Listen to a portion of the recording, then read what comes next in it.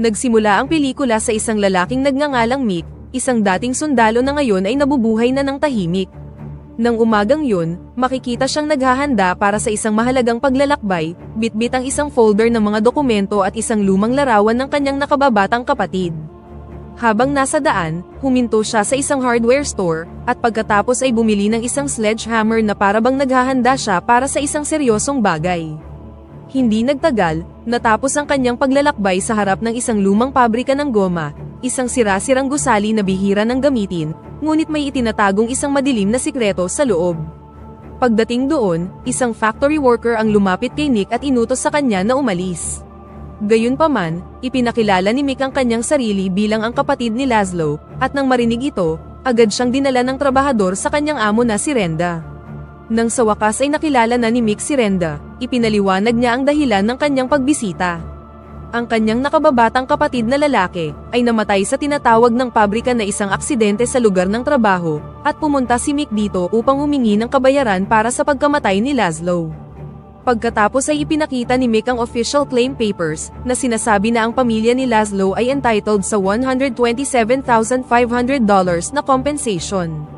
Sa halip na tuparin ang kanyang obligasyon, kinutya at ininsulto lang ni Renda si Mick. Kahit na napahiya, iginiit ni Mick na hindi siya aalis nang hindi nakukuha ang pera.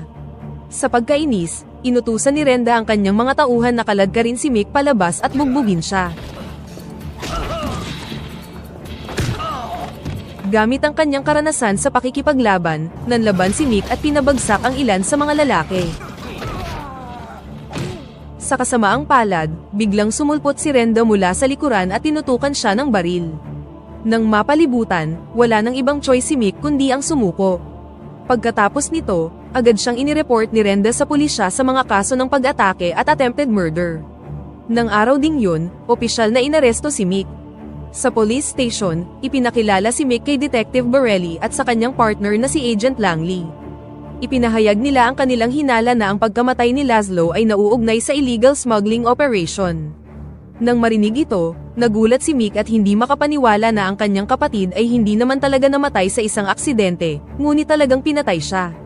Para makatulong, nag-alok si Detective Borelli ng isang deal sa kanya. Kung makikipagtulungan si Mick sa kanilang investigasyon sa loob ng Pleasant Hill Prison, tutulong silang mabawasan ang kanyang sentensya. Gayunpaman, nag-aalangan si Mick dahil ayaw niyang mas mapatrouble, ngunit wala siyang ibang choice. Hindi nagtagal, inilipat si Mick sa Pleasant Hill, isang liblib at marahas na bilangguan. Tulad ng karamihan sa mga bagong salta, naharap siya sa pangungutya ng mga veteranong bilanggo. Pagdating niya sa kanyang selda, binalaan siya ng isang kapwa bilanggo na sumunod na lang at tiisin ang anumang mangyari. Nang marinig ito, nalito si Mick. Lock 'em up! Back to yourselves! Move it! Ngunit naging malinaw ang kahulugan nito ng gabing yun. Hinila siya ng mga gwardya mula sa kanyang selda, walang awang pinagbubugbog at inatake ng electric baton.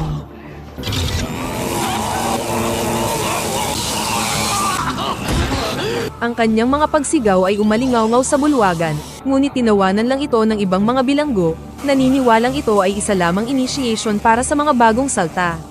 Duguan at nanghihina, itinapon si Mick sa isang maruming isolation cell para doon siya magpalipas ng gabi. Kinaumagahan, binisita siya ng warden ng bilangguan. Hindi tulad ng karamihan sa mga warden, nakaporma siya tulad ng isang mayamang negosyante. Habang kalmado at tahimik, inalok niya si Mick ng isang tasa ng kape at saglit na nakipag-usap sa kanya. Ilang sandali pa, biglang nagbago ang tono ng kanyang boses, at sinabi kay Mick na sundin niya ang mga patakaran kung nais niyang maiwasan ang isa pang pambubugbog. Malinaw ang mensahe, ang kanyang mga salita ay hindi isang payo kundi isang pagbabanta. Pagkatapos makalaya sa isolation, sumama si Mick sa iba pang mga bilanggo para sa almusal. Doon, nakilala niya si Tex, ang kanyang cell neighbor. Ipinaliwanag ni Tex na ang pambubugbog noong nakaraang gabi ay isa lang karaniwang initiation, at nagbabala na ang paglaban dito ay magdadala lamang ng mas masahol na parusa. Habang nag-uusap sila, napansin ni Mick ang isang preso na kumakain ng masarap na pagkain kaysa sa iba. Sinabi sa kanya ni Bud na ang lalaking yun ay si Jack, na nagtatrabaho para sa head warden, kaya nakakakuha siya ng espesyal na pagtrato. Si Bud at ang iba ay nagbabala kay Mick na lumayo kay Jack kung gusto niyang makaiwas sa mas malaking gulo. Pagkatapos ng almusal, ipinadala ang mga bilanggo upang linisin ang prison yard. Habang nagtatrabaho, nakita ni Mick ang isang matandang preso na nahihirapan sa mga supply at tumulong sa kanya. Ang matandang lalaki, na kilala sa alias na Wizard, ay tanyag sa kanyang mga nakakaaliw na kwento at kakaibang pag-uugali. Sinabi niya kay Mick ang tungkol sa isang tunnel sa Block D, na minsang ginamit noong asylum pa ang bilangguan. Ayon kay Wizard, ang tunnel ay direktang humahantong sa kagubatan at maaaring maging daan palabas. Karamihan sa mga bilanggo ay isinasaalang-alang ang kanyang kwento na hindi totoo at walang kwenta. Sa sandaling tumunog ang prison bell, nagtipon ang mga bilanggo sa gitna ng prison yard. Doon, 2 grupo ang nagharap, at isang bruskong bilanggo ang humamon kay Jack sa isang laban. Si Jack, na tinatawag ang kanyang sarili na hari ng Cell Block 13, ay tinanggap ang hamon ng walang pag-aalinlangan. Why don't the guards stop it? Nang magsimula ang laban, halos pantay lang sa husay ang dalawang fighter, ngunit lumaki ang mga bagay-bagay ng saksakin ng isa sa mga tauhan ni Jack ang challenger gamit ang isang kutsilyo. Agad na lumaki ang karahasan nang magsalpukan ang dalawang magkaaway na panig. Nang makita ito, ang mga gwardya ay naglabas ng tear gas, habang ang warden naman, na nanunood sa taas ng isang tore, ay nagutos ng warning shot upang ihinto ang kaguluhan. Gamit ang Gatling gun, isang gwardya ang walang habas na nagpaputok sa lupa, at ilan sa mga bilanggo ang natamaan sa paa. Kinabukasan, habang nagtatrabaho sa storage area, ang kaibigan ni Mick na si Greenhorn, ay aksidenteng nahulog ang isang sako. Nang mabuksan ito, nakakita sila ng mga nakatagong pakete ng kontrabando. Sa pagkabigla, mabilis nila itong ibinalik sa sako bago pa sila mapansin ng mga gwardya. Kalaunan ng araw na yun, binisita si Mick ni Detective Borelli at lihim na nakipag-usap sa kanya. Sa kanilang pag-uusap, tinanong ng detective kung may nakita siyang kapaki-pakinabang, at sumagot naman si Mick sa pamamagitan ng pagsabi tungkol sa mga kontrabandong nakatago sa mga shipment mula sa kumpanya ni Renda. Nang marinig ito, nangako si Borelli na magsusulong ng parol kapalit ng kanyang kooperasyon. Samantala, ang assistant warden ay naghatid ng ulat tungkol kay Mick. Dito nabunyag na minomonitor siya ng warden sa pamamagitan ng CCTV, at alam niyang nakipag-ugnayan sa kanya si Detective Borelli. Nalaman din niya na ang pagkakaaresto ni Mick ay dahil kay Renda, ang kanyang partner sa smuggling ring. Sa sobrang galit, hinarap niya si Renda sa kanyang pabrika. Iginiit ni Renda na gusto niya lang pigilan si Mick na ma-uncover ang kanilang iligal na operasyon, ngunit binalaan siya ng warden na huwag siyang kikilos nang wala ang kanyang approval. Samantala sa bilangguan, ang presong si Greenhorn ay gumawa ng desperadong pagtatangkang tumakas mula sa mga gwardya, na tinarget siya ng walang dahilan. Nang makorner si Greenhorn, inatake siya ng mga gwardya ng malakas na electric shock, na agad niya namang ikinamatay nang mahulog siya sa unang palapag. Ang kanyang katawan ay iniwan sa sahig magdamag, bago ito tuluyang tinanggal ng mga gwardya kinaumagahan. Habang nag-aalmusal ang ibang mga bilanggo, inutusan si Mick na kuskusin ang mga mantsa ng dugo ni Greenhorn mula sa sahig. Habang nagtatrabaho siya, dumating ang warden at inalok siya ng isang deal. Nangako siyang babawasan ang sentensya ni Mick kung papayag siyang magtrabaho para sa kanya. Ngunit ang totoo, ang layunin niya ay takutin talaga si Mick at ilayo siya sa kanyang smuggling operation. Upang higpitan ang kanyang pagkakahawak, nakipag-deal ang warden kay Jack, ang pinakakinatatakutang bilanggo sa Pleasant Hill Prison, upang panatilihing nasa kontrol ang iba. Maging si Jack, na isang malupit na kriminal, ay mukhang nanginginig sa takot sa kanyang mga pagbabanta. Sa likod ng kanyang magalang na tono, ipinakita ng warden ang kanyang sarili na walang awa at laging kinakalkula ang lahat. Sa sumunod na araw, sinimulan na ni Jack ang pagtesting kay Mick. Sa harap ng iba pang mga preso, itinapon niya ang kanyang pagkain at inakusahan si Mick na sinira ang kanyang agahan. Gayunpaman, tumanggi si Mick na tanggapin ang sisi at lumaban, na mas lalong nagpagalit kay Jack. Nang maliitin siya ng isa sa mga tauhan ni Jack, siniko ni Mick ang mukha ng lalaki. Nang makita ito, mabilis na binalaan ni Tex si Mick na manatiling alerto, dahil siya ngayon ay naging ang pangunahing target ni Jack. Kalaunan, habang nagtatrabaho sa storage area, tinambangan ni Jack at ng kanyang mga tauhan si Mick. Naging marahas ang kanilang laban, ngunit ang mga kasanayan sa pakikipaglaban ni Mick ay nagbigay sa kanya ng kalamangan.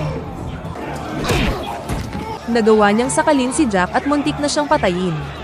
Sa sandaling yun, nagpakita ang warden at pinanood ang kanilang laban. Ihinagis niya ang isang metal chain kay Jack, at agad niya naman itong ginamit upang baliktarin ang laban. Hindi nagtagal, nabawi ni Mick ang kontrol at ibinalot muli ang chain sa leeg ni Jack. Sa pagkakataong ito, huminto si Mick nang malapit nang mamatay ang kalabang preso. Tumanggi siya na maging katulad ni Rendaon ng Warden, na pinapatay ang sino man na humadlang sa kanilang daan. Nadismaya dito ang ilan sa mga bilanggo, na matagal nang nagnanais na madispatcha si Jack. Ang Warden, na galit sa pagsuway ni Mick, ay inutos sa kanyang mga tauhan na ilagay ang 2 preso sa Bartolina. Habang nakakulong, nagkunwari si Jack na masakit ang kanyang tiyan. Nang lumapit ang isang bantay para tulungan siya, agad siyang inatake ni Jack at tumakas. Samantala, habang nakakulong si Mick sa isang masikip na selda, pumasok ang isang doktor na may dalang kahina-hinalang syringe. Habang naghahanda na siyang turukan si Mick, pumasok si Jack at pinabagsak siya. Dito nabunyag na lihim na nagtutulungan ang dalawa para sa isang plano ng pagtakas sa kulungan. Kasabay nito, ang ibang mga bilanggo ay nagsimulang magsagawa ng isang rebelyon laban sa mga gwardya. Nagtungo sina Mick at Jack sa kapilya ng bilangguan, umaasang makakahanap ng daan palabas.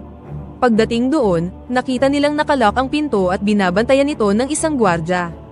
Napilitan silang makipaglaban, at sa huli ay natalo ang gwardya, bago kinuha ang kanyang susi. Nang mabuksan ang pinto, nagulat sila nang makita ang isang imbak ng mga armas, mga bala, at mga iligal na kagamitan na ginagamit ng mga gwardya upang mapanatili ang kontrol sa loob. Habang hinahalughog nila ang silid, isang grupo ng mga gwardya ang biglang pumasok, na nagdulot ng isang marahas na sagupaan. Matapang na nakipaglaban si Jack, hindi alintana ang mga nagliliparang bala para lang mapigilan sila. Samantala, kumakalat ang kaguluhan sa buong bilangguan. Nang makitang nadaig na ng mga bilanggo ang mga gwardya, nagpanik ang Warden. Habang kasama ang kanyang assistant sa kanyang tabi, naghanap sila ng escape route palayo sa mga galit na preso. Sa kabila ng kanilang pagsusumikap na makatakas, natagpuan ng Warden ang kanyang sarili na natrap sa gitna ng pag-aalsa. Desperadong mabuhay, iniwan niya ang kanyang assistant at isinakripisyo ito upang i-cover ang sarili niyang pagtakas. Sa ibang lugar, sumulong sina Mick at Jack, nakipaglaban sa mga nakakasalubong gwardya at maging sa doktor, na nabunyag na nakasurvive at muling sinubukang pigilan sila. Pagdating sa prison yard, hindi nila nailigtas ang wizard, na walang awang pinagbabaril ng mga gwardya. Nang makita ito, pumunta sila sa prison yard upang tumulong, kung saan isang pangkat ng SWAT ang naghihintay at walang awang nagpaulan ng bala sa lahat ng kanilang nakikita. Dahil dito, napilitan silang bumalik sa loob, kung saan pumasok sila sa isa pang wing ng bilangguan at nakakita ng 2 magkahiwalay na daan. Para makatipid sa oras, nagpasya sila na maghiwalay. Nakapunta si Jack sa isang hidden door na patungo sa mismong tunnel na minsang inilarawan ni Wizard. Gayunpaman, bago pa niya maalerto si Nick tungkol dito, biglang nagpakita ang Warden at sinubukan siya nitong patayin. Sa kabutihang palad, dumating si Mick sa tamang oras at binaril siya. Kahit sugatan, sinubukan pa rin ng Warden ang isang huling tactics, kung saan nagsalita siya ng mahinahon sa pagtatangkang manipulahin si Mick at nagmakaawa para sa kanyang buhay. Gayunpaman, hindi ito gumana sa ating bida. Hindi nagpakita ng anumang awa si Mick at tinapos ang kanyang buhay sa loob ng parehong kulungan na pinamunuan niya ng may katiwalian at kalupitan. Habang niyayanig ng kanyang pagbagsak ang buong bilangguan, nakuha na ni Tex ang kontrol sa rebelyon. Nang makaharap ang SWAT team, hiniling niya na ang gobernador at mga pangunahing organisasyon ay pumunta sa Pleasant Hill upang malantad ang katiwalian at pang-aabuso na nakatago sa loob ng mga pader nito. Samantala, nakarating na sina Mick at Jack sa dulo ng tunnel. Sa sandaling makalabas, nilanghap ni Jack ang sariwang hangin ng may kagalakan, at ninamnam ang kalayaan sa unang pagkakataon makalipas ang ilang taon. Matapos tumawid sa kagubatan, nagpasya silang maghiwalay upang maiwasan ang pagtugis ng mga pulis. Bago umalis, humingi ng tawad si Jack kay Mick para sa sakit na idinulot niya sa kulungan. Inamin niyang nagsilbi siya sa Warden dahil sa takot at para na din makasurvive. Ngayong natalo na ang malupit na Warden, tinawag niya si Mick na ang tunay na bayani sa kwento. Makalipas ang ilang linggo, binisita ni Mick ang puntod ng kanyang nakababatang kapatid. Habang nakatayo siya sa katahimikan, biglang pinalibutan ng mga sasakyan ng pulis ang lugar. Nang makita ito, biglang nagpanik si Mick at naghanda na para sa pag-aresto. Sa halip na hulihin, lumapit sina Detective Borelli at Agent Langley, at tiniyak sa kanya na malaya na siya. Dahil sa kanyang kooperasyon, ang mga awtoridad ay nagawang buwagin ang pinakamalaking smuggling ring sa Amerika, at ibinasura ng gobernador ang lahat ng kaso laban sa kanya. Bukod dito, natanggap na din ni Mick ang pinakahihintay na death compensation para sa kanyang kapatid. Si Agent Langley, na humanga sa tapang at kabutihan ni Mick, ay nag-alok sa kanya ng trabaho sa gobyerno. Gayunpaman, tinanggihan ito ni Mick dahil ang focus na niya ngayon ay sa kanyang pamilya at hindi na sa bagong misyon. Sa huling eksena, pumasok si Mick sa pabrika ni Renda, dala ang sledgehammer na minsan niyang binili para gawin ng isang bagay. Nang may malamig na tono sa kanyang boses, pinilit niya si Renda na aminin ang kanyang mga kasalanan. Pagkatapos nito, itinali niya siya sa isang gumaganang grinder machine. Nakuha ni Renda ang kapalarang nararapat para sa kanya, at sa wakas ay naipaghiganti na ni Mick ang pagkamatay ng kanyang kapatid, at dito na nagtatapos ang pelikula. Pakipindot naman ng like button kung nagustuhan mo ang pelikula, at kung hindi naman, pindutin mo ng 2 beses ang dislike button para lang makasiguro.